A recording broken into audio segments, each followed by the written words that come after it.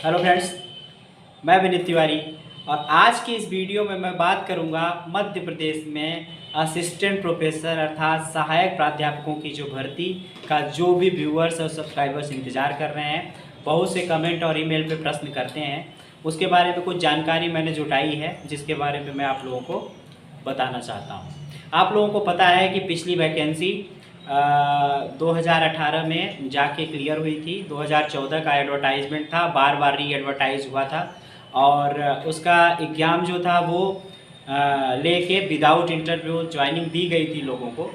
और उसके बाद भी बहुत सारे बैकलॉग के पद और नॉर्मल भी पद जो हैं वो असिस्टेंट प्रोफेसर्स के, सहायक प्राध्यापकों के कॉलेजों में खाली हैं, क्योंकि उसके बाद से बहुत सारे लोग रिटायर हुए होंगे और तब भी पूरी वैकेंसी नहीं फिल की गई थी। अर्थात असिस्टेंट प्रोफेसर की वैकेंसी 1500 लगभग असिस्टेंट प्रोफेसर की भर्ती खाली है मध्य प्रदेश में। अब प्रश्न ये उठता है कि यह भर्ती कब आ सकती है, इसकी क्या संभावना है।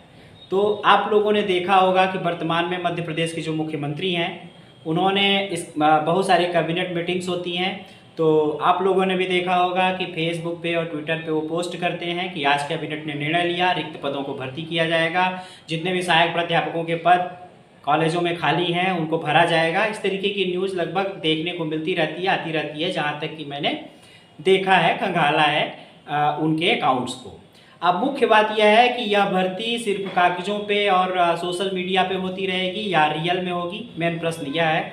तो इसका उत्तर तो गवर्नमेंट ही जानती है, लेकिन आप लोगों के लिए यह मैं बता सकता हूँ कि चूँकि इलेक्शन है, मध्य प्रदेश में इलेक्शन होने वाला है 23 में, तो 23 में इलेक्शन को ध्यान में रखते हुए आप लोग ये भी देख रहे होंगे कि मध्य प्रदेश के जो मुख्यमंत्री हैं माननीय शिवराज सिंह चौहान जी, वो वर्तमान में अपने वोट बैंक को साधने के लिए आप लोगों ने देखा होगा कि स्टेज पे कलेक्टर्स को, कमिश्नर्स को बुला के और जो भी योजना वगैरह होती हैं उनकी लाइव क्लास लेते हैं, या यूँ कहें कि लाइव जनता के सामने लाइव करते हैं और पूछते हैं उनसे कि जो योजना ये शुरू हुई थी वो कब तक पूरी हो रही है और अभी तक पूरी नहीं हुई तो क्यों नहीं हुई।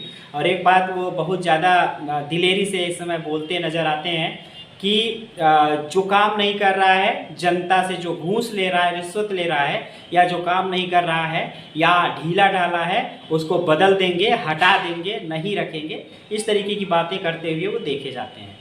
आप लोगों को यह भी आप लोग देख रहे होंगे कि यह चुनाव का टाइम है तो थोड़ा सा सक्रियता बढ़ी है। इसके पहले ना उन्होंने क्लास ली, ना कभी लाइव किया, लेकिन अभी चुनाव की जो सक्रियता है उसको ध्यान में रखते हुए यह कहा जा सकता है कि वैकेंसी आने की संभावना है। 2023 का जो चुनाव है उसके पहले असिस्टेंट प्रोफेसर्स की वैकेंसी आ सकती है, इस बात की संभावना है। परंतु एक महत्वपूर्ण बात एनालिसिस में और निकल के सामने आती है कि यह भी महत्व रखता है कि क्या यह वैकेंसी करने से गवर्नमेंट को फ़ायदा होगा। गवर्नमेंट एनालिसिस करती है कि उसकी वोट बैंक कहाँ पे है। अगर उसे ये समझ में आती है कि इस वैकेंसी को लाने से वोट बैंक में इजाफा हो सकता है तो उस वैकेंसी को लाने का प्रयास करती है। परंतु अगर उसको ये लगता है कि वैकेंसी को लाने से उसके वोट बैंक में कुछ खास असर नहीं पड़ रहा है तो वैकेंसी नहीं भी आती है। तो इसलिए कोई गारंटी भी नहीं है कि वैकेंसी आ ही जाएगी, लेकिन जहाँ तक है चीज़ें जिस हिसाब से देखने को मिलती हैं उससे लगता है कि वैकेंसी आ सकती है। अगर इलेक्शन तक आना होगा तो आ जाएगी, नहीं तो राम भरोसे ही है वैकेंसी।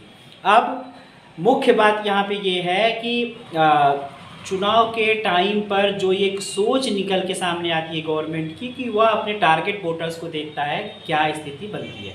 इसी के साथ आप लोगों की जानकारी के लिए एक बात और बता दें कि मध्य प्रदेश में जो असिस्टेंट प्रोफेसर का एक संविदा का पोस्ट चलता है, आप लोगों को पता होगा, उसमें बहुत सारे टाइम तक लोगों ने संघर्ष किया था कि संविदा वालों को नियमित किया जाए। उसमें बहुत से पोस्ट हैं और बहुत से लोग संविदा वाले दर्द से गुजर रहे हैं और उनके साथ सरकार आती गई, पहले बीजेपी बनी, फिर कांग्रेस बनी, फिर बीजेपी बनी, सब ने वादे किए कि तुम्हारे साथ गलत हो रहा है उसको ठीक कर देंगे, ठीक कर देंगे, इस तरीके की चीज़ें वहाँ पे की गई।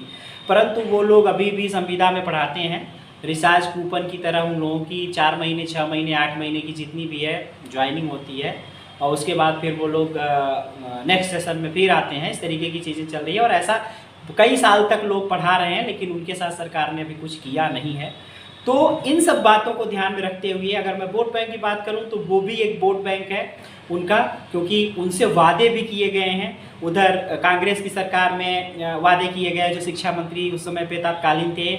उसके बाद फिर शिवराज जी गए, जब शिवराज सरकार थोड़ी दिन के लिए बाहर हुई थी, शिवराज सरकार भी के लोग भी, प्रतिनिधि भी गए, उन लोगों के साथ जब धरना वगैरह करते थे, आप लोगों को पता होगा मुंडन वगैरह के चीज़ें हुई थी, महिलाओं ने मुंडन करवाया था अपने को न्याय पाने के लिए, तो वहाँ पर शिवराज जी वगैरह गए थे। तो इस तरीके से हर सरकार के प्रतिनिधिमंडल वहाँ पे जाते रहे, जाने के साथ साथ सांत्वना देते रहे। लेकिन अगर इस थोड़े से वोट बैंक, जो असिस्टेंट प्रोफेसर्स होते हैं लोग, संविदा पे जो लोग जॉब कर रहे हैं, उनके साथ नहीं सुना गया, तो मतलब उतने से असिस्टेंट प्रोफेसर उनके लिए एक बड़े वोट बैंक के रूप में कार्य नहीं कर रहे हैं। और ये जो 1500 वैकेंसी खाली है, ये भी भरी जाएगी। तो सरकार के एनालिसिस में पता नहीं वो वोट बैंक उनके लिए फ़ायदे का है भी या नहीं है। तो यह सब कुछ तोल मोल के ही वैकेंसी आएगी। फिर भी उम्मीद हम लोग कर सकते हैं कि असिस्टेंट प्रोफेसर की मध्य प्रदेश में भर्ती इलेक्शन के पहले आ सकती है, लेकिन इसमें अभी बड़े पेंच हैं। यह सरकार ही समझती है और निर्धारित करेगी कि असिस्टेंट प्रोफेसर की भर्ती आ रही है या नहीं आ रही है। तो इस वीडियो में इतना ही। मैंने एनालिसिस प्रस्तुत करने का प्रयास किया अनुभव के आधार पे, जो भी मैंने देखा है मध्य प्रदेश में सरकार के बारे में, जो वर्तमान में सरकार कार्य कर रही है, उससे जो समझ में आया उसके आधार पर आप लोगों को बताया है। तो इस वीडियो में इतना ही। नेक्स्ट वीडियो मिलेंगे, तब तक के लिए थैंक यू।